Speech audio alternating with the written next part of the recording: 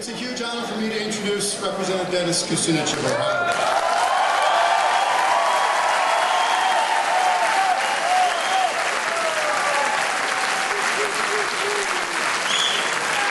He's been a fighter for progressivism since he was the populist boy mayor in Cleveland way back when, where he fought the corporate powers locally, the utility companies. And he's always been a union man, working for unions both in and out of office. And he's been the most outspoken, or certainly one of the most outspoken progressives in the House for decades now, standing up against NAFTA, opposing war, advocating for a Department of Peace. And his presidential campaigns inspired millions of people, even though the corporate media was dead set on ignoring him. And Dennis Kucinich knew he had to come to Madison. He knew he couldn't miss this. He knew he had to participate and show solidarity. He called me up one day at home and said, I've got to come out here. And so we made room for Dennis Kucinich. Please welcome Dennis Kucinich.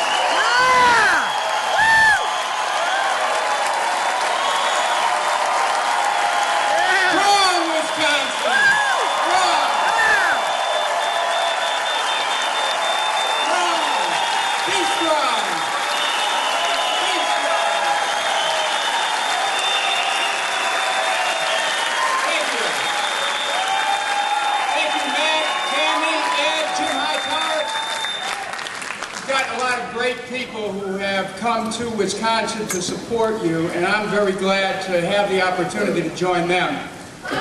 This is a moment in American history where we're called upon to respond with everything that we are, with all that's in our heart and soul, so that we can reclaim the essence of economic justice before somehow it is lost on the corporate scaffold. We have to fight back.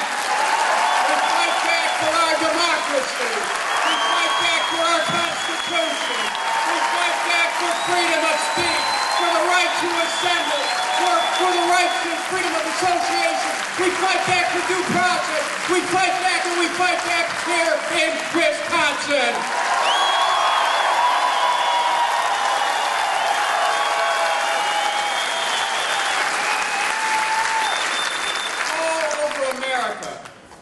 People are experiencing this ferment that is coming from the events in Wisconsin and the events in my own state, where in the past week a bill has moved along that would strip the right of collective bargaining for Ohio's public workers, that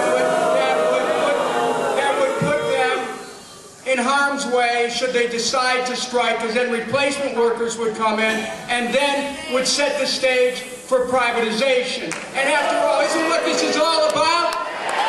Corporations want to steal what they feel is theirs to begin with. They don't believe in such a thing as government of the people. What they believe in is government of the corporations, by the corporation, for the corporation.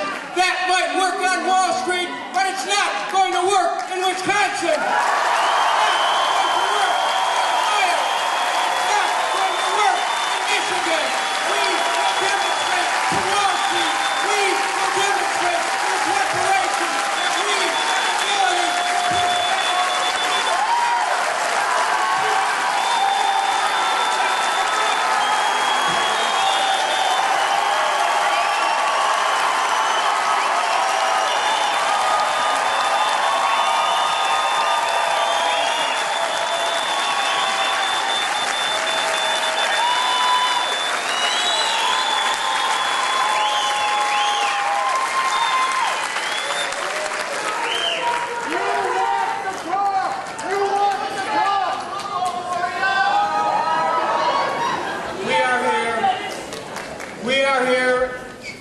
Ourselves.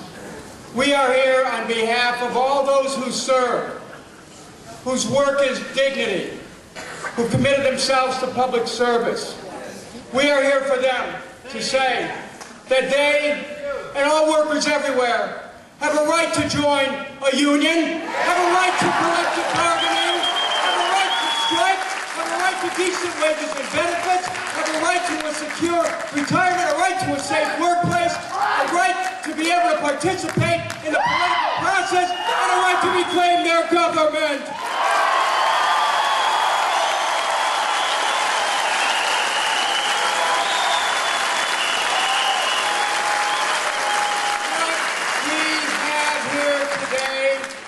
In Wisconsin is the beginning of a new civil rights movement. Because historically, we have to understand that historically, the right that workers had came apace of the civil rights movement, which resulted in breaking slavery, because working people understood that unless they fought slavery and joined with the abolitionists, that their ability to be able to make a living was going to be compromised. So what we have now here is the 21st century version of a civil rights movement where we understand that an economic democracy is a precondition of a political democracy.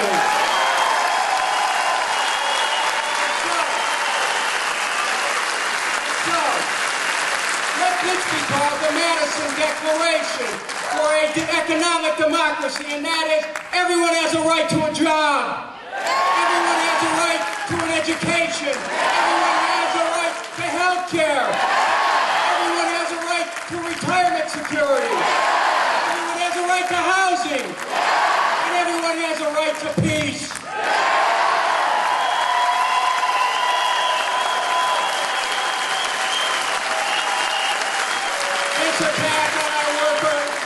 Attack in Washington on working people that results in wealth being accelerated to the top, that results in tax cuts going to the rich, that results in energy policy turned over to the oil companies, that results in defense policy turned over to the arms manufacturers, that results in endless war, that results in a national security state. It's all a part of the same thing, and it's up to us to fight back, fight back, fight back, fight back,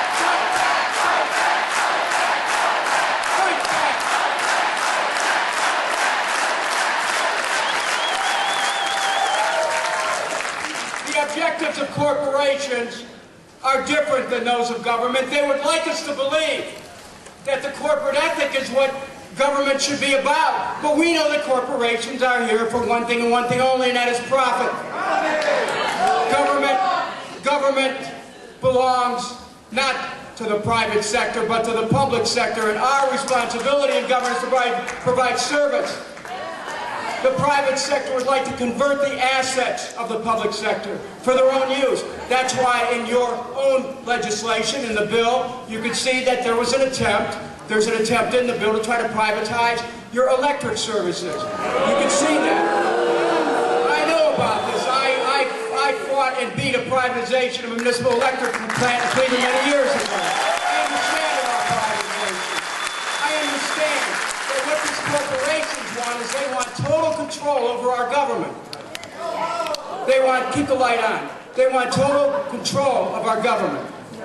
In Michigan, we learned that the state legislature there is passing legislation that will enable a fiscal manager to come in and literally abolish city governments and school districts. Now, why are they doing it? They'll do this so that the city governments and the school districts can be run for banks and for Wall Street. They're going to make sure that Wall Street will get its pound of flesh, that Wall Street will be able to handle, through these managers, they can break union contracts, they can reduce the city government to mush, city councils and mayors don't mean anything, school boards don't mean anything. We are fighting for our democracy here. We are fighting for it, and we will not fail to recover it.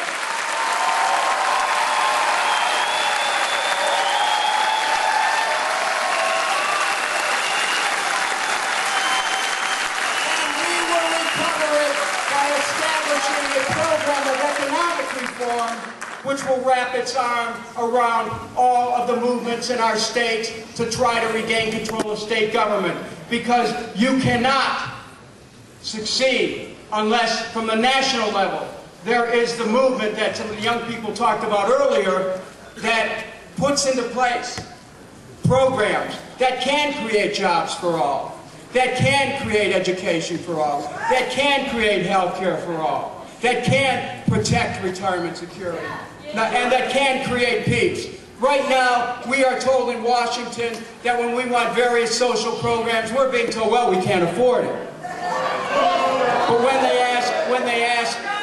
they ask for trillions of dollars for war, no one said, oh, we can't afford it. What they say is just borrow money from China and Japan, and just keep the war going. Part of our program for economic reform is that we end the wars in Iraq. We stop this national security state. We bring our troops home from around the world. We stop the Pentagon control of our government. We break their hold of breaking their budget.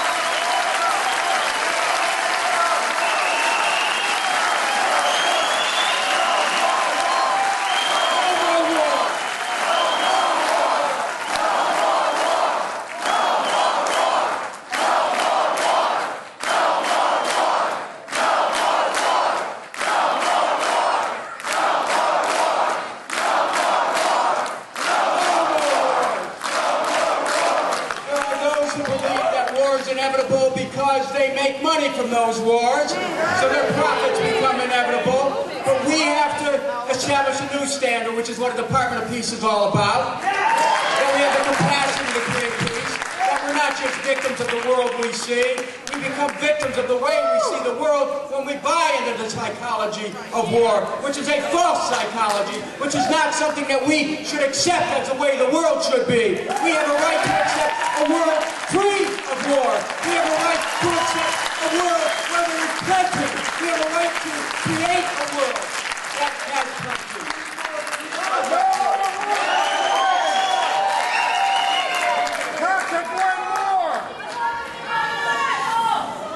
I also want to say that when we talk about, if we are going to create a context where state governments can survive for the people, then there has to be accountability. Now, you're showing in Wisconsin, you're determined there's going to be accountability for these state officials who are not responding and are doing the bidding of corporations. I want to add this. There's another thing our country needs to do.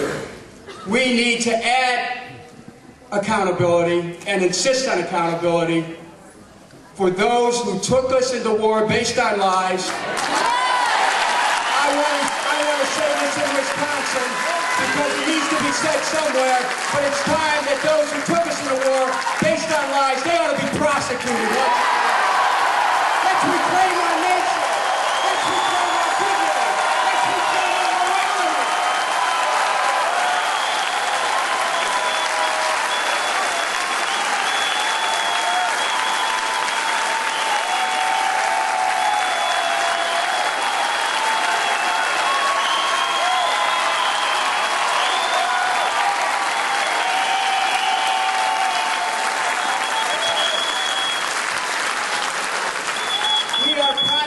Told we don't have any money. Joseph Stiglitz pointed out that the war in Iraq would cost at least $3 trillion. We're at the $500 billion mark with Afghanistan. But we will have a vote this week, and the vote will be to end the war in Afghanistan. It will be Thursday, House Concurrent Resolution 28. I'm proud to sponsor that. We're going to get another vote on Afghanistan.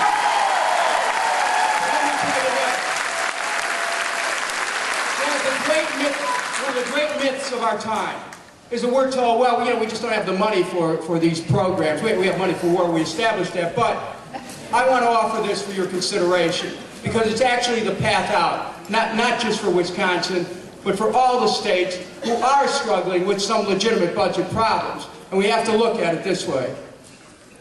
We have to start to examine this debt-based economic system, which puts us believing that the only way we can have money is to have debt. How did we come to believe this? We came to believe this because you have the Federal Reserve that was established in 1913. They privatized the money system, okay? We have the fractional reserve system where banks create money out of nothing and then they pyramid the debts and stick to taxpayers when they go bust. We have a government that says that, gee, we don't have the money to fix our roads, our bridges, our water system, sewer system. I want you to think about this now. This is a time in this debate when transformation is in the air, when evolution is in the air. This is time for us in this debate to start to look at the monetary system itself and to ask ourselves whether it isn't time to put the Fed back under the control of the government, to end the fractional reserve of banking, and to say let government spend money and invest into circulation to rebuild America, to put millions of people back to work, to rebuild our roads, our bridges, our water system, our sewer system. Money for jobs, money for education, money for health care for all. We don't have to be begging. We don't have to be impoverished. We don't have to be stuck with war forever. We can reclaim our government. We will reclaim it here in Wisconsin, and we will reclaim it nationally because of Wisconsin. Thank you.